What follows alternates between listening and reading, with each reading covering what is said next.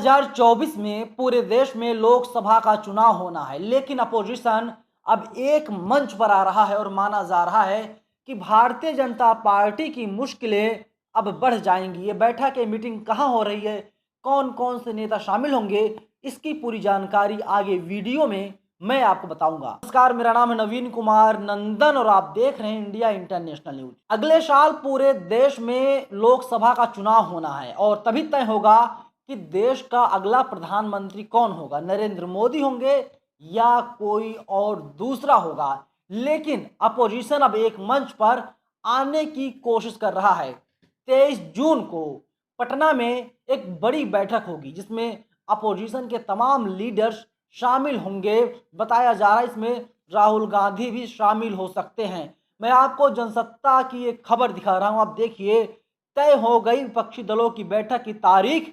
जदयू ने बताया कौन कौन इस बैठक में होंगे शामिल। मीडिया से बातचीत करते हुए जदयू के अध्यक्ष ललन सिंह ने कहा कि 12 जून को पटना में विपक्षी दलों की मीटिंग होनी थी, लेकिन कई नेताओं की असुविधा को देखते हुए यह मीटिंग अब 23 जून को पटना में अपोजिशन की होगी। उन्होंने कहा कि इसके लिए सभी दलों की सहमति भी प्राप्त हो गई है।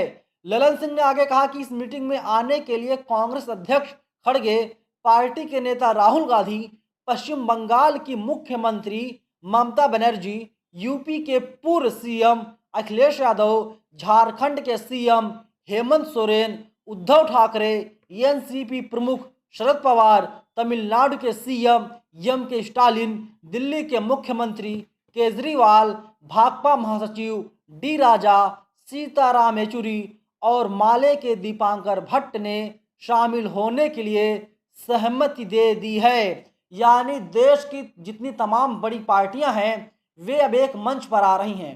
23 जून को पटना में अपोजिशन की एक बड़ी बैठक होनी है और उसमें तय किया जाएगा कि 2024 में कौन कौन से दल कहां कहां चुनाव लड़ेंगे, कांग्रेस कितने सीटों पर चुनाव लड़ेगी, क्योंकि जो सीटों की संख्या है वो सीमित है। और इसके साथ ही राजनीतिक दल भी अब जिस तरीके से पोजीशन के तमाम लीडर्स खड़गे साहब और नीतीश कुमार के नेतृत्व में चुनाव लड़ने की बात कर रहे हैं और राहुल गांधी जिस तरीके से जातिगत जनगणना की बात कर रहे हैं, इससे यही साफ हो रहा है कि मंडल वर्सेस कमंडल की लड़ाई अब हमारे देश में होने जा रही है। इतिहास गवाह है, मंडल वर्सेस कमंडल की लड़ाई जब जब हुई है तब तब मंडल की जीत हुई है, कमंडल की हार हुई है। बाकी मंडल के बारे में, कमंडल के बारे में आप लोगों को तो बहुत अच्छी तरीके से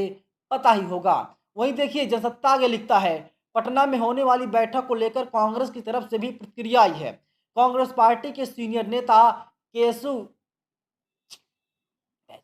कांग्रेस पार्टी के सीनियर नेता केसी वेणुगोपाल ने कहा कि अपोजिशन लोकतंत्र की रक्षा के लिए प्रतिबद्ध है और एक साथ मिलकर विभाजनकारी ताकतों को हम लोग हराने का काम करेंगे। और वहीं देखिए, अब मैं आपको ट्वीट दिखा दे रहा हूँ। न्यूज़ 24 का ट्वीट आया है, बैठक में राहुल गांधी के साथ हम भी रहेंगे।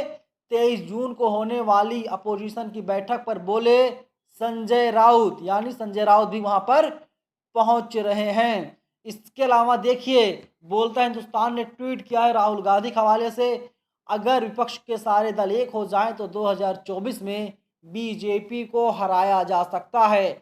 जब बीजेपी को हरा सकते हैं तो जाहिर सी बात अपोजिशन के तमाम लीडर्स अब एक मंच पर आ रहे हैं और 23 जून की में जो बैठक होने जा रही है उससे साफ हो जाएगा कि आगे की रणनीति क्या होगी। हो सकता है सीटों का बंटवारा भी हो जाए, हो सकता है ये भी कह दिया जाए तमाम राजनीतिक दलों से कि आप लोग जाइए अपने अपने क्षेत्र में मेहनत कीजिए, क्योंकि अलग अलग राज्यों में अलग अलग पार्टियां सक्रिय हैं, उनकी पैठ ज़्यादा है। अब आप ले लीजिए उत्तर प्रदेश ही ले लीजिए, आप बिहार ही ले लीजिए, इसके अलावा आप जो है कि छत्तीसगढ़ ले लीजिए, तो यहाँ पर अलग अलग पार्टियों की अलग अलग पैठ है। आप पश्चिम बंगाल ही ले लीजिए, आप देख लीजिए कि दिल्ली की बात कर लेते हैं। दिल्ली में 7 लोकसभा की सीटें हैं और विधानसभा की सीटें 70 हैं और जब 70 सीटों पर चुनाव होते हैं तो केजरीवाल को ज़्यादा बहुमत आता है। केजरीवाल कांग्रेस को 0 कर देते हैं। लेकिन वहीं जब दिल्ली में ही लोकसभा चुनाव होते हैं तो भारतीय जनता पार्टी सभी 7 सीटों पर जीत हासिल कर लेती है। आम आदमी पार्टी को शून्य कर देती है भारतीय जनता पार्टी।